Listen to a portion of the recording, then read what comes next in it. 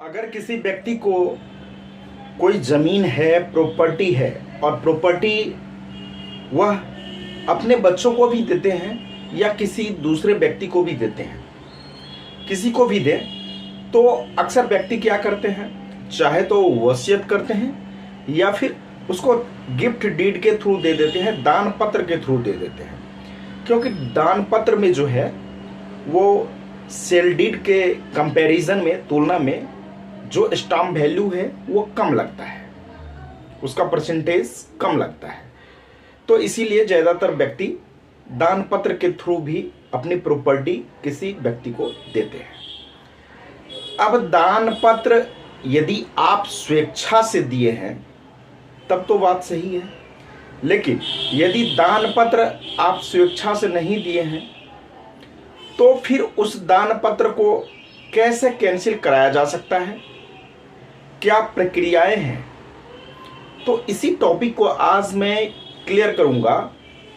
तो इसे जानने के लिए वीडियो को लास्ट तक देखें और वीडियो देखने के बाद अच्छा लगता है तो चैनल को ज़्यादा से ज़्यादा सब्सक्राइब, वीडियो को ज़्यादा से ज़्यादा लाइक और शेयर करें। आइए जानते हैं। हेलो फ्रेंड्स, कैसे हैं आप सब? मैं आपका अपना मित्र एडवोकेट एस मिश्रा लीगल दर्पण चैनल में स्वागत करता हूं।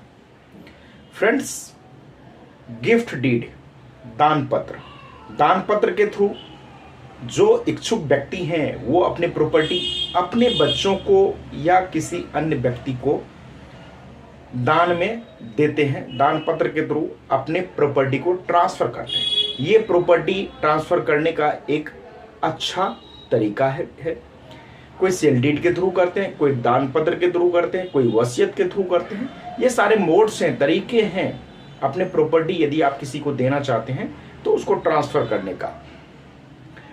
लेकिन यदि आपसे कोई दान पत्र ऐसे करा लिया है तो उस दान पत्र को आप किन किन आधारों पर खारिज करवा सकते हैं, निरस्त करवा सकते हैं, कैंसिल करवा सकते हैं।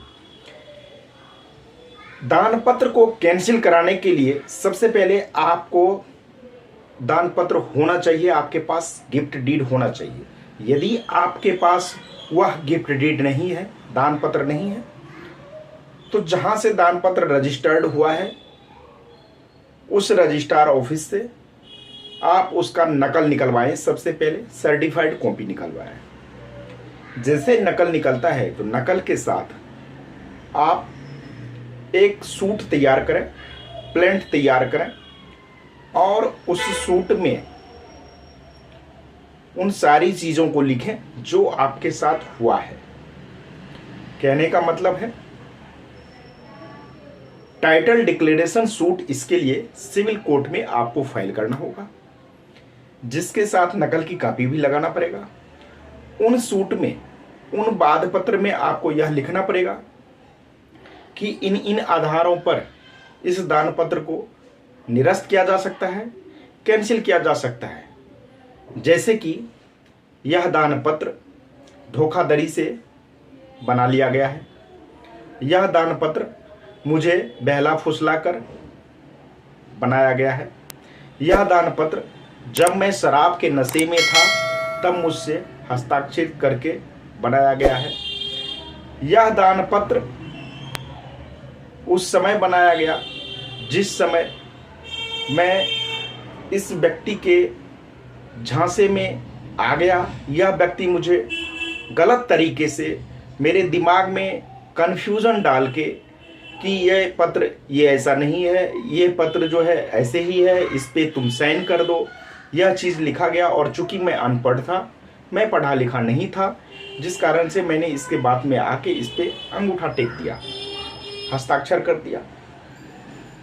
या कोई ऐसा आधार जैसे कि यह दान पत्र चूंकि मेरे पैतृक संपत्ति है और पैतृक संपत्ति का कोई दान पत्र बना लिया गया है, तो वो दान पत्र पे और भी पार्टी का यदि कोई एनओसी नहीं है तो बिना एनओसी के आधार का यह दान पत्र पैतृक संपत्ति का बना लिया गया है।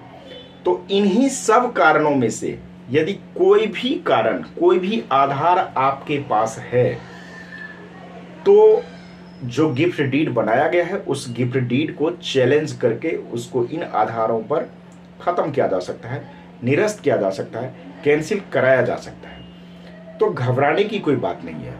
यदि कोई व्यक्ति आपको बहला फुसला कर आपके प्रॉपर्टी का गिफ्ट डीड करवा लिया है, धोखाधड़ी में रखकर गिफ्ट डीड करा लिया है, आपको कन्फ्यूज़न में डालकर कि ये दान पत्र का पेपर नहीं है, कोई और पेपर है, इस पर आप साइन कर दो, आपके जो नॉलेज है उस नॉलेज के कमी के कारण उसने फ़ायदा उठाया है,